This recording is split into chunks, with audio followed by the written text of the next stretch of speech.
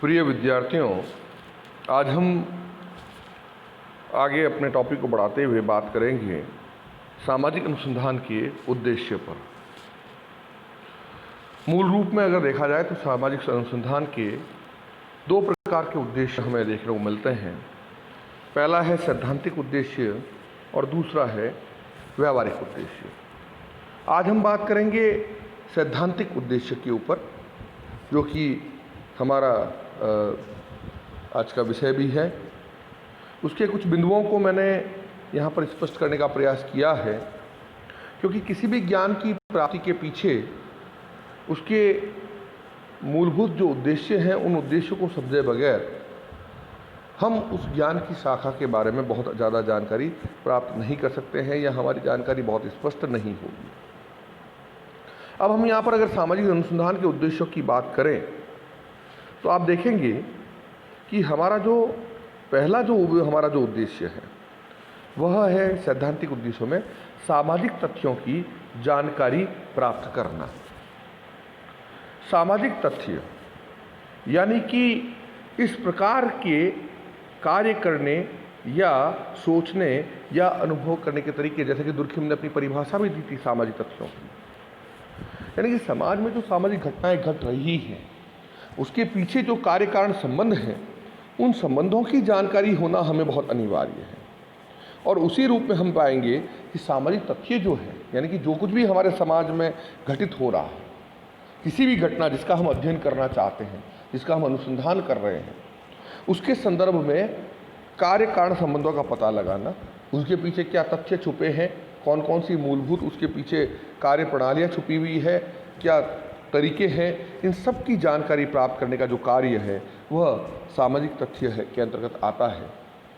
और इसी social facts या सामाजिक तथ्यों की जानकारी जो है वह सामाजिक अनुसंधान का प्राथमिक सैद्धांतिक उद्देश्य है। दूसरा है सामाजिक घटनाओं के प्रकार्यात्मक संबंधों की जानकारी प्राप्त करना। सामाजिक घटनाएं जो घटित हुई उनके प्रकार्यात्मक संबंधों की जानकारी प्राप्त करना। अब यहाँ पर प्रकार्यात्मक शब्द जो है ये अपने आप में एक बहुत इंटरेस्टिंग वर्ड है, एक बहुत ही एक प्रकार से हमारे समाजशास्त्र की शब्दावली की बात करें, तकनीकी शब्दावली की बात करें तो ये प्रकार्यात्मक जो शब्द है, ये शब्द उन सभी तथ्यों के संदर्भ में बोला जाता है, उन सभी कारणों के संदर्भ में बोला जाता है जो आपस में एक दूसरे के साथ में प्रकार्य के रूप में, किसी न किसी कार्य के रूप में एक दूसरे के साथ में जुड़े हुए हों, उसे हम प्रकार्यात्मक संबंध कहते हैं। और स्पष्ट करूं मैं आपको, बहुत ही मैंने फर्स्ट ईयर में भी इसको समझाया था, आज फिर आपको समझा रहा हूं। ये शब्द अगर आप एक बार समझ लिए तो ये तकनीकी शब्द जो है, ये कंसेप्ट आपके फंडा के बाद क्लियर हो गए तो आपको फिर ये कभी समस्या नहीं आएगी। इस प्रकार से प्रकार्य का मतलब होता है कार्य करना। लेकिन कौन सा कार्य करना? वो किसी व्यवस्था को बनाने के संदर्भ में भी हो सकता है और किसी व्यवस्था को बिगाड़ने के संदर्भ में भी हो सकता है। लेकिन प्रकार्यात्मक संबंधों की जब हम बात करते हैं तो उसमें उस प्रकार के किसी भी वस्तु के, किसी भी व्यवस्था के, किसी भी व्यक्ति के वो कार्य आते हैं जो किसी भी व्यवस्था को बनाए रखने में, उसको जोड़ने में सक्षम हो, उनको आपस में मिलाने में सक्षम हो। जैसे मान लीजिए हमारा शरीर का हम उदाहरण लें, हर्बर्ट स्पेंसर ने बहुत अच्छा उदाहरण दिया था प्रकार्यात्मक संबंधों में। मानव शरीर का जब उदाहरण दिया था, प्रकार्यात्मक जो थियरी आई थी, फंक्शनल जो थियरी आई थी, उसमें उन्होंने बहुत अच्छे से समझाया कि जैसे हमारे शरीर के विभिन्न अंग हैं, इन सब की अपनी अपनी बनावट है, इन सब की अपनी अपनी विशेषताएं हैं, इन सब के अपने अपने कार्य हैं। लेकिन किसी भी मानव शरीर को व्यवस्थित रूप से चलने के लिए न केवल ये सारे अंग अपने निर्धारित स्थानों पर होने अनिवार्य हैं, बल्कि सभी अंग एक दूसरे को सहयोग करते हुए कार्य करेंगे। अभी जैसे कि मैं बात कर रहा हूं, अब जबकि मैं बोल रहा हूं तो बोलते वक्त मेरे कितने सारे जो अंग हैं एक साथ में काम ले रहे हैं। मेरे मस्तिष्क में जो पहले से ही इस भाषा के शब्द छुपे हैं, वो शब्द छपे हुए जो हैं, वो शब्द मैं बोल रहा हूँ उनको हाथों हाथ उसी वक्त क्लिक कर रहा हूँ अपने माइंड में। उन्हीं शब्दों को किस प्रकार से उच्चारण करना है इस हिंदी भाषा में, वो मेरे को जानकारी पहले से ही मेरे मस्तिष्क में बचपन से डाली गई है समाजिक के द्वारा सीखने के माध्यम से। तो उस भाषा के अंतर्गत शब्दों को कैसे बोलना है, बोलने का काम मुंह के द्वारा हो रहा है, जिसमें मुंह एक साथ में जबान और मुंह और होठ सारे आपस में हवा को एक विशेष प्रकार की ध्वनि देने के लिए एक विशेष आकृति बनाते हुए उसको काटते हुए बोल रहे हैं, उससे शब्द बन रहे हैं, वाक्य बन रहे हैं शब्दों से। और वो ही चीज़ आपका दिमाग जब आप सुन रहा है तो न केवल आपका एक कान एक रिसीवर की भांति इस शब्दों को सुन रहे हैं, बल्कि आपके मस्तिष्क में भी जो बातें पहले से फीड है, यही भाषा के शब्द, यही बातें जो आपके मस्तिष्क में फीड है, आप भी उनको उसी रूप में लेते हुए उसका भावार्थ समझ रहे हैं। ये सारा का सारा हमारे शरीर का प्रकार्यात्मक संबंध हुआ। वैसे ही सामाजिक घटनाएं भी ऐसे ही नहीं घटती हैं, बल्कि उनके पीछे भी बहुत से कारण छुपे हुए होते हैं, बहुत से कार्य कारण संबंध उनमें जुड़े हुए होते हैं। उन सभी कार्य कारण संबंधों को, प्रकार्यात्मक संबंधों की जानकारी प्राप्त करने का जो काम है वह भी सामाजिक अनुसंधान के अंतर्गत या सामाजिक अनुसंधान के माध्यम से किया जाता है। तो इस रूप में अगर आप समझें तो सामाजिक घटनाओं के प्रकार्यात्मक संबंधों की जो जानकारी है वह इस रूप में हमें देखने को मिलती है। तीसरा बिंदु आता है सामाजिक जीवन के नियमों की खोज करना। अभी थोड़ी देर पहले जब मैं थर्ड ईयर का लेक्चर रिकॉर्ड कर रहा था उसमें यही बात आई थी और मैंने अपने स्टूडेंट्स को कहा था कि समाज में घटनाएं अकस्मात नहीं घटती है, सामाजिक घटनाएं भी एक निश्चित नियमों के आधार पर निर्धारित होती है जो धीरे धीरे प्रोसेस के माध्यम से आगे बढ़ती जाती हैं। तो सामाजिक जीवन के जो नियम हैं उन नियमों की खोज करना है। और बहुत अच्छा मैं आपको एक उदाहरण देता हूँ। हमेशा मैं कोविड-19 की बात कर रहा हूँ इन दिनों में, क्योंकि अभी चारों तरफ हमारे वही चल रहा है और उसी के माध्यम से हम पढ़ रहे हैं। आप देखिए कितना परिवर्तन आ गया। ये परिवर्तन यकायक तो नहीं आया। जैसे ही कोविड-19 आया, कोविड-19 के आते ही जैसे ही ये कोरोना हुआ और कोरोना की महामारी के चलते हम सभी अपने अपने घरों में कहीं ना कहीं बंद कर रह गए। आप ध्यान रखिएगा इन चीज़ों को, अगर ये थोड़ा भी जैसे लंबा चल रहा है, आप देखिए लोगों के संबंधों में परिवर्तन आ रहा है।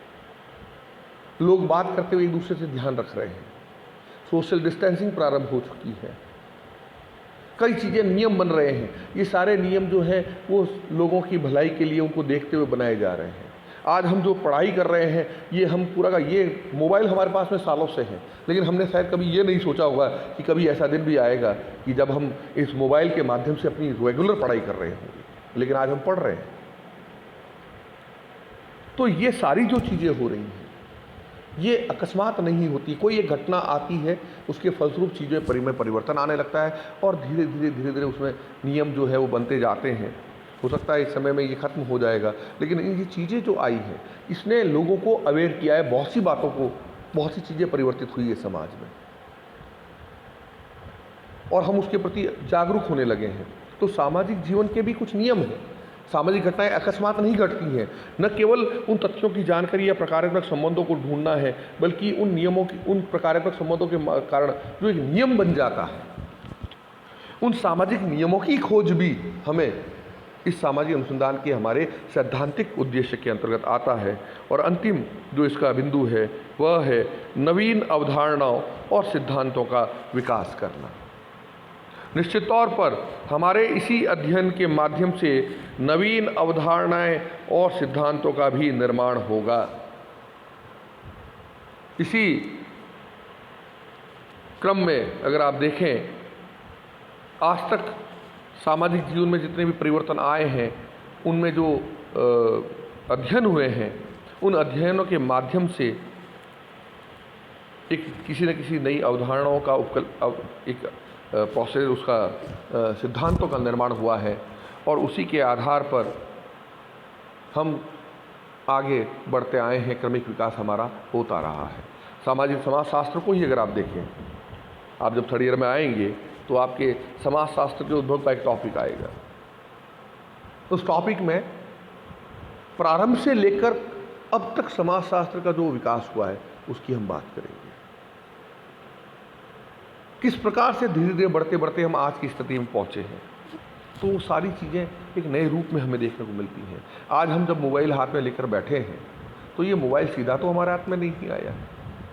इस मोबाइल से पहले टेलीफोन की कोई और अवस्था रही होगी, दूरभाष की कोई और अवस्था रही होगी, उसके बाद में और कोई और ये उससे पहले कोई अवस्था रही होगी। कहीं ना कहीं अगर उस क्रमिक विकास को ही अगर हम मोबाइल के देखें, आज का जो मोबाइल हमारे हाथ में है और आने वाले समय में भी इस प्रकार से ये क्रमिक विकास जो है ये चलता रहेगा। तो जैसे जैसे सामाजिक अनुसंधान के अंतर्गत, ठीक जैसे मोबाइल या अन्य वस्तुओं में जैसे परिवर्तन समय के साथ साथ में होते रहे हैं, वैसे ही सामाजिक घटनाओं के जिस प्रकार से अध्ययन में हम आगे बढ़ते जाएंगे, उसमें नवीन तथ्य और आते जाएंगे, नवीन खोज और नई पद्धतियां हमारी आती जाएगी, हम नवीन अवधारणाओं को भी जन्म देते रहेंगे। नवीन अवधारणाएं आएगी, उसके आधार पर, अवधारणाओं के आधार पर नए सिद्धांत आएंगे। हम फर्स्ट ईयर में M.N. श्रीनिवास के अवधारणाओं को पढ़े हैं, चाहे वो संस्कृतिकरण की अवधारणा रही हो, चाहे वो पश्चिमीकरण की अवधारणा रही हो। योगेंद्र सिंह की आधुनिकीकरण की अवधारणा भी हमारे विषय में आती है, और भी बहुत सी अवधारणाएं हैं जो निरंतर हमारे सामने समाजशास्त्र के क्षेत्र में दिखाई देती हैं। तो केवल समाजशास्त्र की ही बात नहीं है, अन्य क्षेत्रों में भी जैसे जैसे क्रमिक विकास होता है, अध्ययन का विकास होता है, तो नई अवधारणाएं आती हैं और नए नए सिद्धांतों का विकास भी होता है। तो इस रूप में अगर हम देखें तो सामाजिक अनुसंधान जो है उसके कुछ प्रमुख उद्देश्य हैं। उनमें से एक उद्देश्य, दो उद्देश्य प्रमुख उद्देश्य हैं। एक सैद्धांतिक उद्देश्य है, दूसरा व्यवहारिक उद्देश्य है। आज हमने सैद्धांतिक उद्देश्य पर बात की है, यहीं पर मैं अपनी बात समाप्त करता हूँ। कल हम अन्य दूसरे विषय पर और इसके जो व्यवहारिक उद्देश्य है उस पर बात करेंगे। धन्यवाद।